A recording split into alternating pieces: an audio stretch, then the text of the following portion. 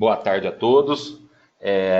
Bem-vindos a mais um ensino online promovido pela NCP. Agradecemos a presença de todos, né, a disponibilização do horário para a gente estar juntos nessa palestra de hoje. Hoje teremos a palestra com o senhor Rafael Benicá Rodrigues, né, das OETs, com o título Técnicas para uma recria mais produtiva. Antes de iniciar a apresentação, gostaria de informar que as dúvidas, questionamentos, a gente vai deixar para o final da apresentação, né? E o pessoal que tiver, conforme for surgindo as dúvidas, o pessoal pode estar utilizando de duas opções das ferramentas do GoToWebinar. A primeira delas é clicar um sinalzinho de uma mão que tem aí em cada painel de cada usuário. Que aí no final da apresentação eu vejo quais são as mãozinhas, esse clique, né, da mãozinha levantada, eu libero o microfone para estar fazendo a pergunta. Ou também tem uma aba Questions, onde a pessoa pode estar digitando a pergunta, a dúvida, né, o questionamento, que aí no final eu passo a pergunta para o Rafael. Tá respondendo a pergunta. O Rafael com a palavra. Bom, boa tarde a todos. Primeiramente, é um prazer poder participar dessa iniciativa da NCP, uma iniciativa bastante bacana, interessante, de ensino online. Acredito que cada vez mais a gente vai começar a ver esse tipo de ensino sobressair, e eu acho que todo mundo que participe e busca novos conhecimentos através dessa tecnologia vai estar saindo bastante na frente dos outros técnicos. E a ideia de hoje da gente conversar é falar um pouquinho de técnicas para uma recria mais produtiva. E, na verdade, a gente primeiro preparou um material para a gente desmistificar e tentar entender o porquê intensificar, para depois a gente tentar entender como que a gente pode melhorar ainda a utilização das tecnologias que a gente pode lança a mão quando a gente fala em intensificação de pecuária de corte. Tá? Só um minutinho, que deu uma travadinha aqui. Pronto. Bom, para a gente começar, para a gente iniciar, primeira coisa para a gente tentar entender o porquê intensificar, é só a gente fazer um cenário e fazer um comparativo com a agricultura. Se a gente pegar a agricultura, ela é altamente tecnificada, né? Então dificilmente a gente vê lavouras sem o uso de intensificação e de tecnologia. Os índices agronômicos são muito bem definidos, diferentemente do que acontece hoje na pecuária, né? Vou comentar um pouquinho até à frente, mas os nossos índices têm um padrão um pouco definido, compara-se coisas diferentes, né? E o foco da agricultura é muito forte em custo-benefício. Não importa se é necessário investir. Se for investir para conseguir gerar lucro, vai ser investido. E a pecuária, em contrapartida, é diferente da agricultura, na média ou na maioria das propriedades que a gente tem hoje no Brasil, elas possuem baixa tecnificação, ela é ainda muito extrativista. Como eu havia falado antes, os índices zootécnicos bastante sem padrão. A gente tem que tomar cuidado, algumas vezes, em comparar ganhos de peso, conversão alimentar, rendimento de carcaça, qual é realmente o índice que vai fazer diferença para mim e vai me contar uma história do meu negócio. Esse índice precisa ser algo que é possível de se mensurar, de comparar e saber se eu estou tendo lucro, se eu estou sendo eficiente ou não. E normalmente na pecuária a gente vê o foco em redução de custos. O pecuarista ele quer reduzir custo, quer baixar o nível de desembolso e às vezes usa muito pouca tecnologia por causa desse perfil, né? Então, se a gente for ver dentro das categorias, nós temos possibilidades de intensificação diferentes, né? Se a gente pegar a categoria de cria, a gente tem os bezerros, principalmente, considerando que a gente tem bezerros e vacas, o creep feeding, que é uma possibilidade de intensificar. A gente tem alguns desafios do creep feeding, né? O bezerro ainda é um pré-ruminante, e o que a gente objetiva quando a gente trabalha no creep feeding, aumento de GPD. Esse é o target, é isso que a gente tem que buscar, uma desmama mais pesada, cada vez mais fazer com que uma vaca produza mais quilos de bezerro, né? Aí a gente vai começar a falar um pouquinho de índice e entender que a lotação também vai ser importante. Se uma vaca produzir mais quilos de bezerros, mas estiver em uma área de 4 hectares, pode ser que isso não seja lucrativo. Então, a gente tem que começar a tentar entender melhor quais são os índices que a gente tem que aplicar, comparar e analisar. Tá? E no caso das vacas é bastante interessante, uma categoria que pouco se usa qualquer tipo de tecnologia para nutrição. A gente vê protocolos de hormonais para manipulação de ciclo estral usados no ajuste fino, porém ainda a vaca pensa assim, em pasto bom e pasto ruim, e não pensa em trabalho de suplementação mineral ou proteico-energética. E o grande desafio das vacas seria melhora e ou a manutenção de score corporal. Precisamos que a vaca emprenhe numa condição corporal boa e a gente precisa que ela se mantenha nessa condição corporal boa até a próxima estação de monta. Certo? Pós-parto, pré-parto. E a gente tem ainda uma possibilidade de fazer um flush nutricional, que é uma forma de intensificar também, buscando com que os animais apresentem maior ovulação, fazendo com que eles sejam mais receptivos às técnicas de inseminação, seja ela tempo fixo ou não, ou mesmo monta natural. Já na recria, a gente tem algo bastante interessante, que é na vaca de cria usa-se pouca intensificação, para bezerros um pouco mais, mesmo sendo ainda bastante pequena a utilização de tecnologia, e quando a gente começa a falar de recria e terminação, a gente já começa a ver que a gente tem mais tecnologia sendo utilizada. Porém, ainda muito pouco perto da possibilidade de ganhos que a gente poderia retirar dessa categoria, né? Então, se a gente pegar novilhos e novilhas, quais são os pontos positivos de intensificar a recria? Então, eu tenho uma categoria com alta deposição muscular, devido a elas estarem em crescimento e ainda não em terminação. Depositar músculo é energeticamente mais eficiente do que depositar gordura. Então, o padrão do ganho, composição dos tecidos de ganho, faz com que o animal seja mais ou menos eficiente. Como essa categoria tem uma deposição muscular muito grande, ela acaba apresentando uma maior eficiência alimentar, o que se torna muito interessante suplementar e fazer intensificação nesse tipo de categoria. Um baixo peso vivo. Sempre que a gente fala em suplementação, a gente fala em porcentagem do peso vivo. Então, quanto mais pesados os animais em terminação, eles vão comer em relação ao peso vivo. Dessa forma, animais mais pesados comem mais.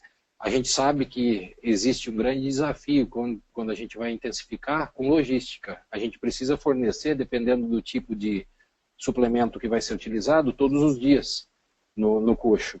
Então, essa logística de fornecimento, ela pode ser melhorada caso eu precise fornecer menos devido ao baixo peso ou ao menor peso. Não significa que os animais estão magros, tá? Mas o menor peso pela idade mesmo que essa categoria apresenta. E por isso a gente tem um menor custo de aplicação de tecnologia, devido à melhor eficiência e à menor utilização de recursos. Quais são os desafios? Toda vez que eu falo em suplementação a pasto, eu tenho uma dependência de qualidade do pasto. Sempre que a gente está falando em suplementação, pensando em efeito aditivo, fazendo com que o animal aproveite melhor aquela pastagem que ele está consumindo, e ainda assim tenha um aporte energético maior, a gente tem uma grande dependência da qualidade da pastagem, porque ela ainda vai ser a grande maioria do consumo de energia que esse animal vai ter diariamente. Então a gente precisa entender muito bem para poder lançar mão das tecnologias. e o menor controle sobre o consumo de pasto, né? Que a gente não sabe realmente quanto de pasto o animal comeu. No confinamento isso é diferente, a gente consegue ter um controle muito melhor no caso da terminação, mas no pasto a gente tem esse entravezinho para a gente ter que considerar para a tomada de decisão. Bom, e quando a gente fala em terminação, a gente tem a terminação a pasto e o confinamento. No caso do confinamento, como eu estava comentando antes, a gente faz dieta total, tanto volumoso como concentrado. Eu tenho o controle dessa relação de concentrado e de volumoso. Com isso, eu consigo controlar a ingestão energética do animal muito mais eficientemente.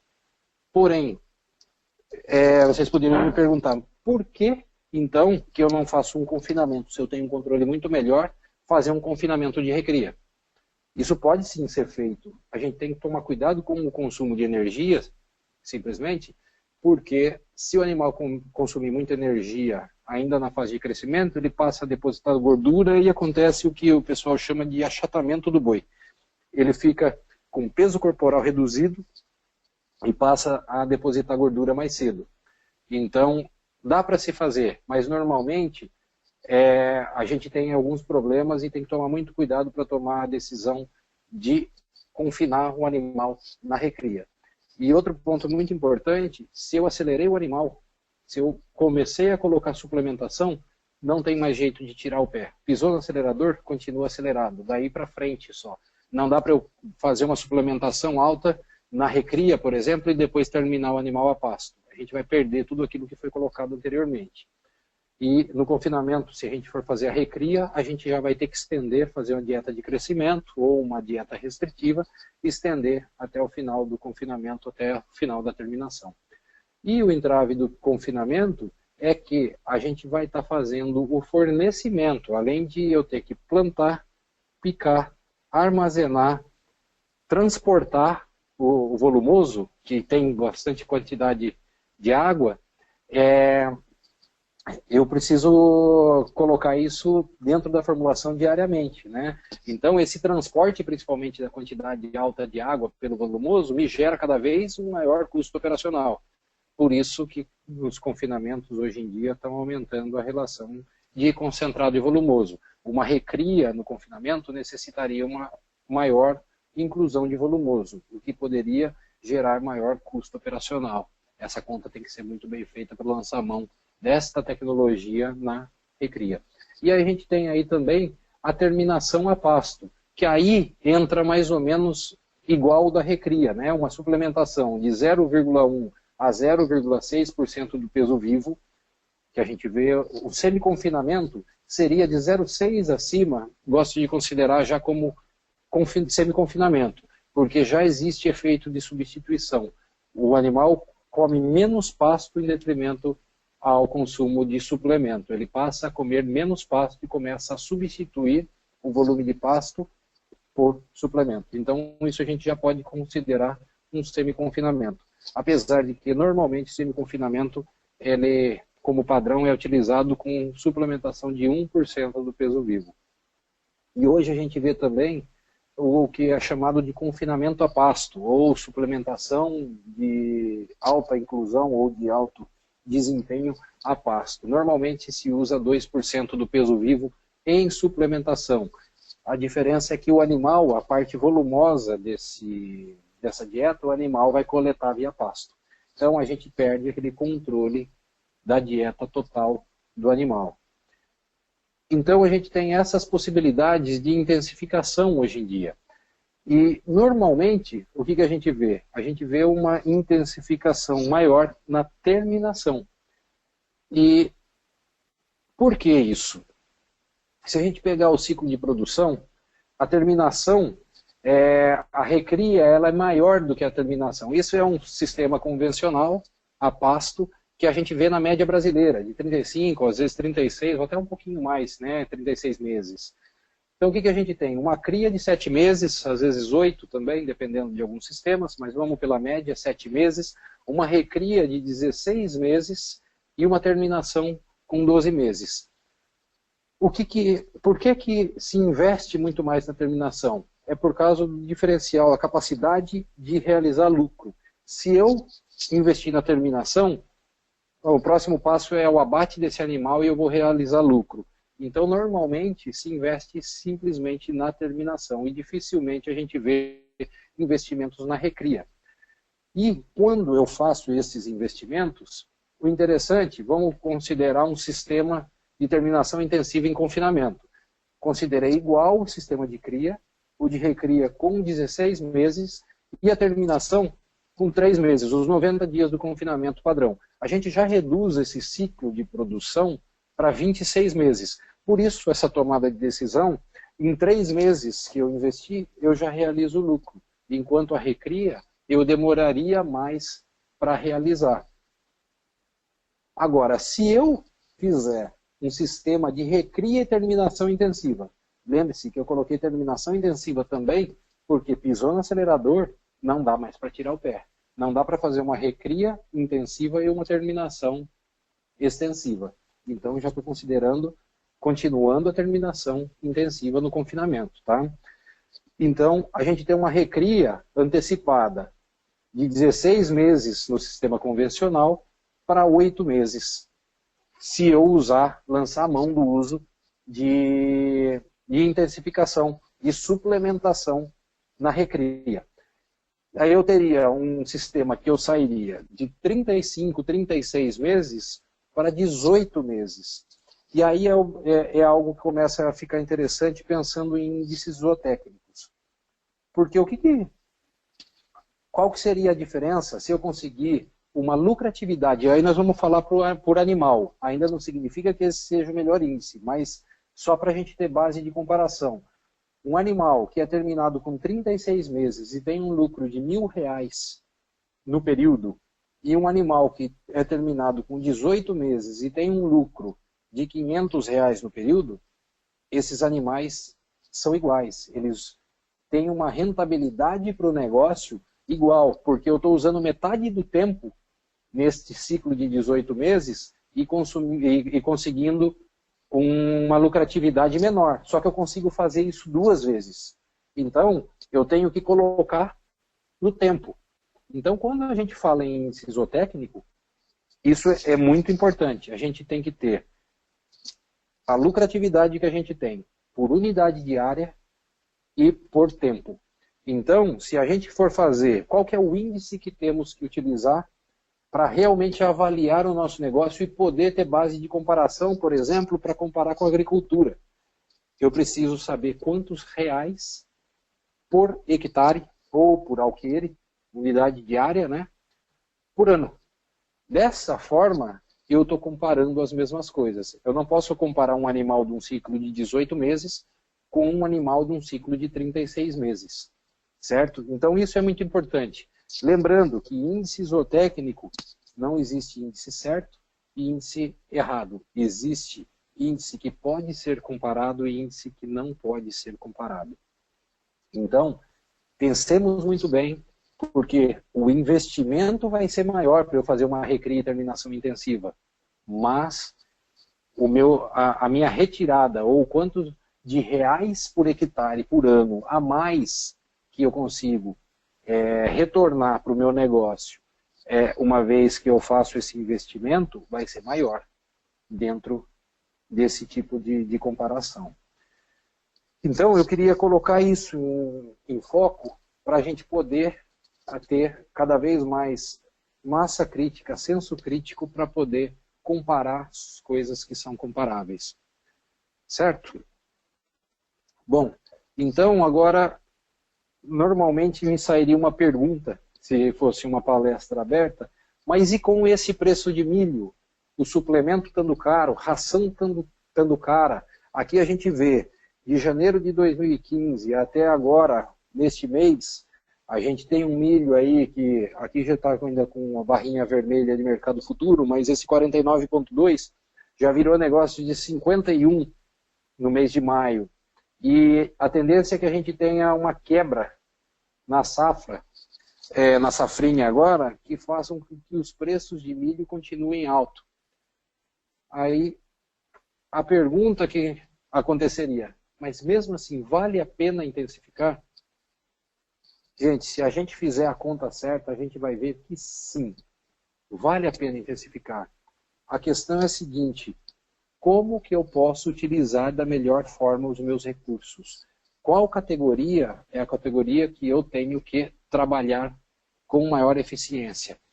Eu posso trabalhar, por exemplo, com um confinamento longo, um confinamento de 120 dias, ou 90 dias mesmo, como uma forma de intensificação.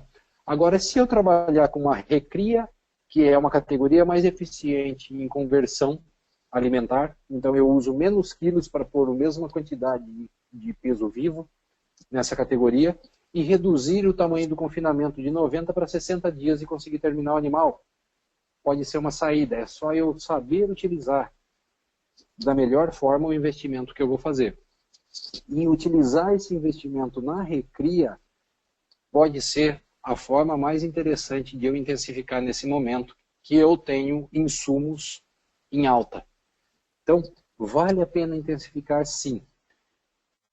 E aí, eu vou entrar na parte que é a tecnologia que eu queria conversar com vocês e explicar e entrar um pouquinho mais a fundo, que pode ser uma tecnologia bastante interessante quando a gente fala em suplementação, tanto em confinamento como em pastagem. Que essa tecnologia, que principalmente na recria, passa a ser bastante interessante, e a gente vai ver no decorrer dos slides, que a gente tem um grande desafio que a gente pode trabalhar de forma um pouquinho diferente, dependendo da molécula que a gente usa. Mas essa tecnologia são os ionóforos, né? Então, o que é um ionóforo e o que faz um ionóforo? Vamos pensar no mecanismo de ação. O ionóforo, ele atua seletivamente inibindo bactérias gram-positivas. Mas o que isso faz e o que isso acarreta na prática? As bactérias, tem algumas que são mais eficientes e menos eficientes. São separadas em dois grandes grupos. São as gram-positivas e as gram-negativas. A diferença entre elas fica na membrana celular. Então, essa diferença faz com que o ionóforo consiga acoplar somente nas gram-positivas. Um pouquinho à frente a gente vai ver o porquê que é interessante a gente reduzir a população delas. Então, como que o ionóforo atua? Ele simplesmente se liga na membrana bacteriana, causando ou abrindo um canal iônico. Com isso, começam a entrar íons dentro da célula bacteriana. Dessa forma, causa um desequilíbrio nessa célula, fazendo com que a bactéria, comece a jogar íons para fora por transporte ativo, fazendo com que a bactéria gaste energia. Então, essa bactéria vai ter uma exaustão energética, fazendo com que ela pare de se reproduzir, porque ela está gastando essa energia para fazer o equilíbrio osmótico. E no caso daquelas que não conseguirem fazer e já estiverem em exaustão energética, começa a entrar água por osmose, a célula incha, se rompe e a bactéria morre. Então eu tenho tanto o efeito bacteriostático, que é através da exaustão energética, como eu tenho o efeito bactericida, que é o rompimento e morte através da entrada de água por osmose. Certo? Mas o que isso vai acarretar pensando em eficiência? Bom, tudo que o animal consome, todo o alimento que o animal consome, quem vai fazer a degradação desse alimento são bactérias. E as bactérias gram-negativas, elas favorecem a via metabólica da produção de um ácido graxo, que é o propionato, que é um ácido graxo mais interessante em conversão energética. Enquanto as gram-positivas, elas priorizam a rota metabólica que finalizam a reação em acetato e butirato, outros dois ácidos graxos de cadeia curta.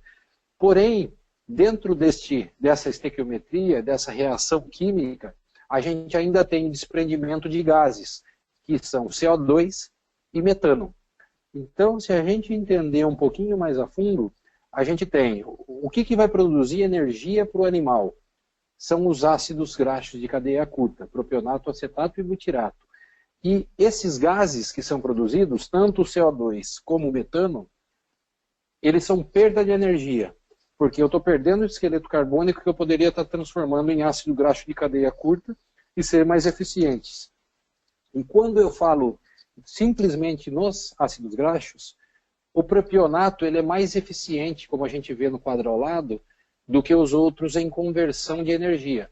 Então, se eu favorecer a rota do propionato, eu tenho mais energia sendo desprendida daquele mesmo alimento do que quando eu estou trabalhando com acetato e butirato. Logicamente que eu não vou ter 100% de propionato, mas se eu favorecer essa rota e aumentar a proporção de propionato em relação a acetato e butirato produzida no rumen, seguramente eu estarei sendo mais eficiente na degradação do alimento. Então, o que o ionóforo faz? Ele atua inibindo as gram-positivas e favorecendo as gram-negativas, fazendo com que a gente altere a relação de propionato, reduza a perda de produção de gases, certo?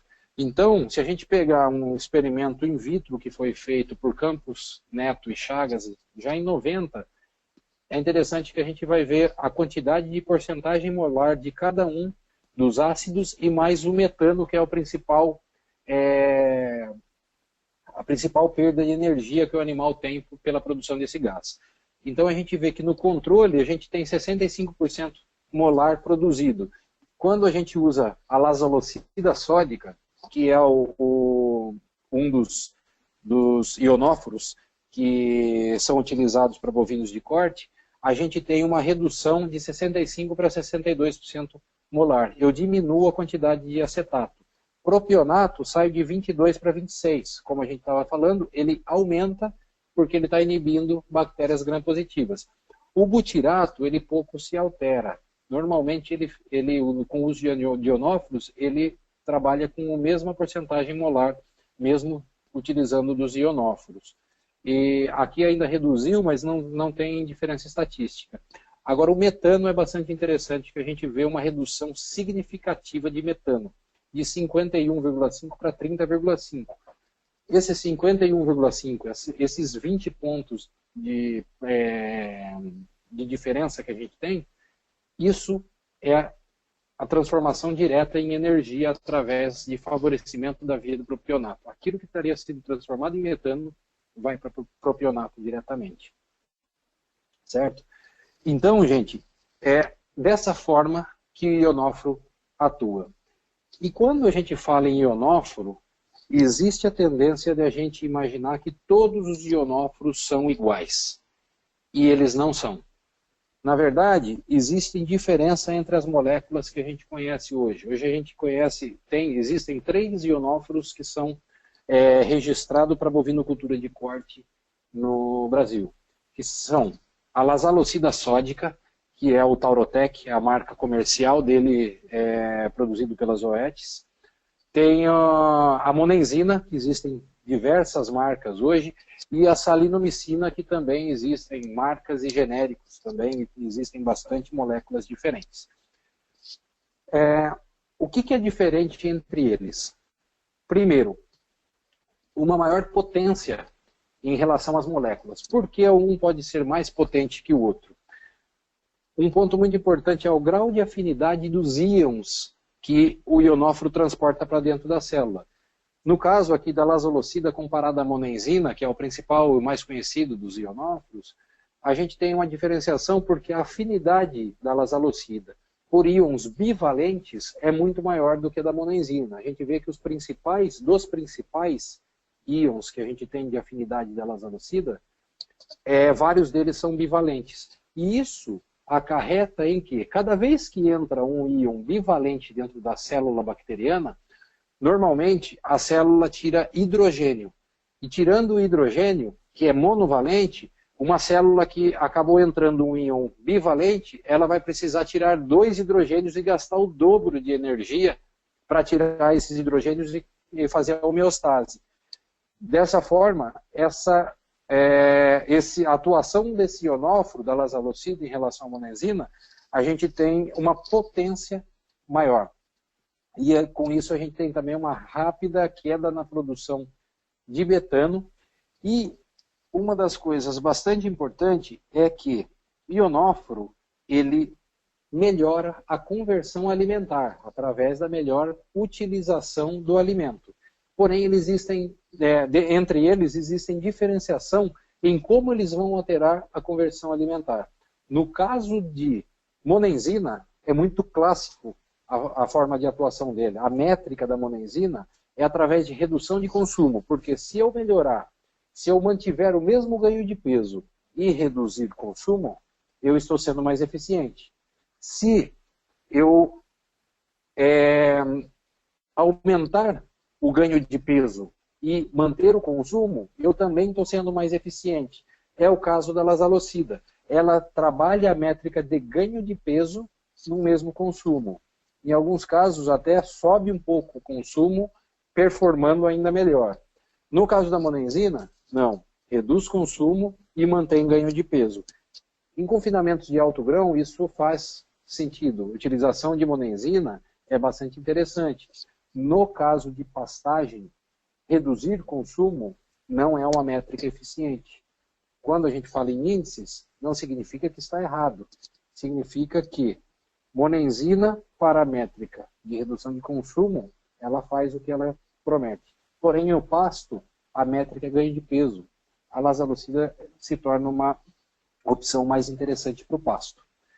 Então, existem essas diferenças e a gente tem que tomar cuidado para tentar entender essas diferenças entre os ionófilos. Então, se a gente pegar aqui esse experimento feito por Campos Neto, é interessante que aí a gente tem de novo acetato, as relações de acetato, propionato e butirato, mas vamos direto para o peso inicial e peso final com o controle e com o uso de Taurotec, que é a lazalocida sódica. A gente vê aqui que o GMD anterior era de 440 gramas por dia. Então, no controle, os animais ganharam 440. Com a adição de Taurotec, na dose recomendada, passou a se ganhar 510 gramas por dia. Isso gerou um ganho adicional de 70 gramas por cabeça por dia. Então, por ser mais eficiente e utilizar melhor tanto o pasto como a suplementação que está sendo dada, o animal passa a converter melhor e ser mais eficiente, melhorando o ganho de peso. Interessante que vocês vão ver aqui o experimento seguinte, a gente vê que também tem ganho de peso. E a gente tem uma melhoria de 115 gramas por cabeça dia. Aqui tem um aumento de 683 gramas por dia para 798. E interessante, vocês vão me perguntar, mas a diferença é grande de 70 para 115.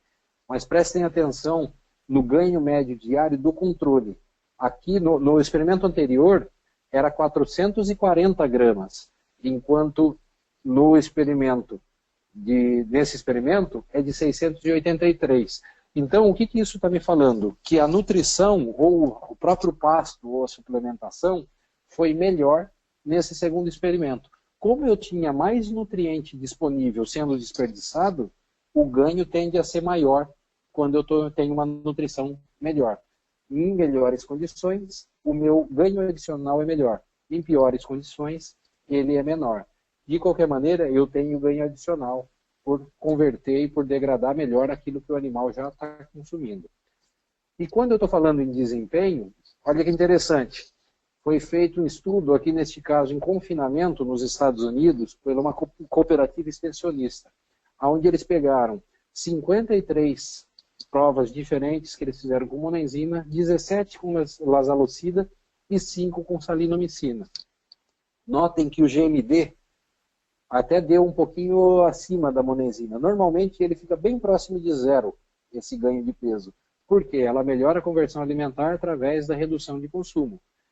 No caso, a lazalocida, ela também melhora a conversão alimentar. Aqui até deu um pouquinho melhor, que ela melhorou ainda 9,9% em relação aos 7,2% da monenzina. Só que ela faz muito mais isso através de ganho de peso. Por isso que a métrica dela é tão interessante para a pastagem. E no caso da salinomicina, ela fica no meio do caminho para ganho de peso, só que a conversão alimentar dela é pior entre as três. Então a gente vê realmente quando a gente está falando de métricas diferentes entre os ionóforos, os diferentes ionóforos, certo? Então eu tenho um maior ganho de peso, melhorando a conversão alimentar através desse ganho de peso. E outro ponto bastante interessante, principalmente quando eu falo de recria, o início da recria, é o efeito anticoccidiano. Então a gente tem um desafio de coccidiose alto quando o animal é mais jovem. Em bezerros é maior ainda, mas depois de desmamado a gente tem uma queda na imunidade dos animais que a gente vê de novo isso se agravar bastante. Esse problema com coccidiose. E os ionóforos, de maneira geral, eles são controladores de coccidiose. Eles conseguem controlar, é um protozoário, não é uma bactéria, mas através dessa desregulação iônica, ela também consegue controlar algumas fases reprodutivas desse protozoário. E o interessante aqui é que foi feito lasalocida contra monenzina, mais uma vez, para a gente poder tentar entender o que as doses nos falariam, se essa maior potência justificaria nessas doses. O que foi feito esse experimento? Foi um experimento feito, uma infestação experimental, foi feito de forma proposital, uma infestação por eiméria, e foi colocado doses diferentes, gradativas, crescentes, para ver quando a gente conseguia o controle de 99% do APG, dos ovos por gramas de fezes, ovos do protozoário. Então, a gente, com 0,4 miligramas por quilo por quilograma de peso vivo, de dosagem dos princípios ativos, a gente conseguiu aqui 87 para lasalocida e 70% de controle para monenzina. E isso foi se estendendo, foi subindo, a gente considerou que quando tinha 99% de controle de oócitos, estava controlada a infestação. Então notem que com 1 miligrama por quilo de dosagem, por quilo de peso vivo, ou seja, um animal de 200 quilos, um bezerro de 200 quilos comendo 200 miligramas de lasalocida e 200 miligramas de monenzina. A gente conseguiu, com a lasalocida, 99% de controle. Enquanto que com a monenzina, conseguiu os mesmos 99% com 1,2 miligramas por quilo, só 20% a mais de dose. Isso é devido ao diferença de potencial pela afinidade pelos íons bivalentes. A lasalocida é mais eficiente, tem uma potência maior do que a monenzina. E com isso, para a coccidiose, isso se torna um efeito bastante interessante, onde eu posso usar 20% a menos de dose em relação à monenzina. Só para que fique claro, essa é uma dose de tratamento. A dose de promoção de crescimento, que a gente chama, é essa dose de 0,4 miligramas por quilo. Então, se eu não tenho uma infestação maciça, somente a dose de promotor de crescimento já vai fazer um controle bastante efetivo na coccidiose. Então, eu tenho um efeito secundário muito interessante nas categorias mais jovens, que é o caso da recria. Então, esse efeito tem que ser considerado. Tá ok? Então é algo que a gente pode usar com uma eficiência melhor. Então, na verdade, a ideia era apresentar o uso de uma tecnologia diferente que a gente pode utilizar tanto na recria, na cria, na terminação, mas hoje falando especificamente de recria, quando a gente vai suplementar, a gente provavelmente está desperdiçando uma boa parte tanto da pastagem como dos suplementos que a gente está colocando para esses animais. E falou em intensificação, o uso de aditivos cada vez mais se torna importante. Então, essa é uma tecnologia bastante interessante que a gente pode utilizar a pasto. O uso dessa molécula lasalocida sódica é bastante interessante a pasto e a gente pode ter um custo-benefício muito bom. Só para a gente conseguir entender, voltando naqueles índices que a gente conversou no começo, para a gente poder comparar e saber o quão eficiente é uma tecnologia, eu gosto de comparar, conseguir ter uma comparação fácil, né? normalmente a gente vai falar, olha, esse produto te custa tanto e você vai ganhar tanto, ou te custa em reais e ganha em ganho de peso. Então, a minha ideia até aqui pensando nisso é fazer uma comparação mais justa e mais fácil de se entender.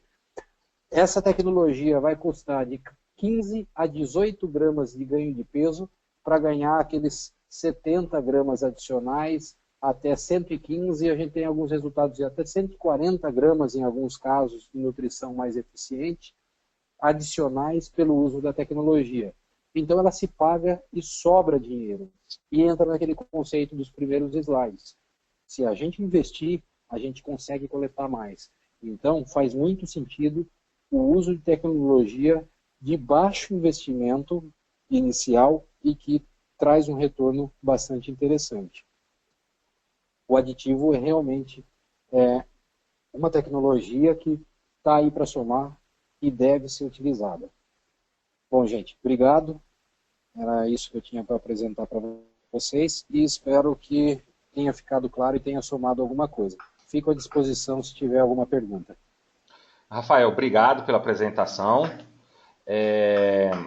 Antes de iniciar, né, as dúvidas, né, gostaria de falar que é tanta apresentação, né, os slides, vai ficar disponível no canal da NCP no YouTube, né, essa apresentação, o pessoal vê ou até ser divulgados para outras pessoas, né, que não puderam participar nessa apresentação.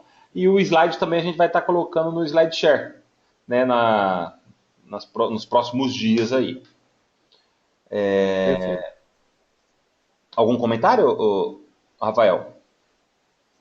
Não, legal, eu acho que fica à disposição, eu tenho mais material, é lógico que essa apresentação foi uma apresentação curta, né? Certo. Mas tenho mais material se for necessário para disponibilizar também. Entendi. E fico à disposição se tiver dúvidas, desde modo de ação até a parte de custos, e espero que tenha ficado claro, mas se tiver alguma dúvida eu fico à disposição para responder. Vamos lá, deixa eu dar uma verificada aqui. O Rafael, se tem algum pessoal está fazendo algum questionamento, alguma coisa, deixa eu dar uma analisada aqui.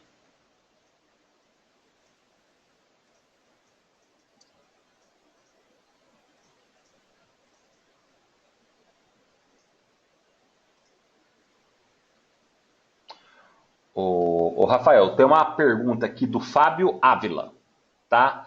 Ele pergunta aqui, posso associar Lactalosida Beicos? Lactalosida com Baicox, eu acho que deva ser. Eu consigo fazer a pergunta aqui?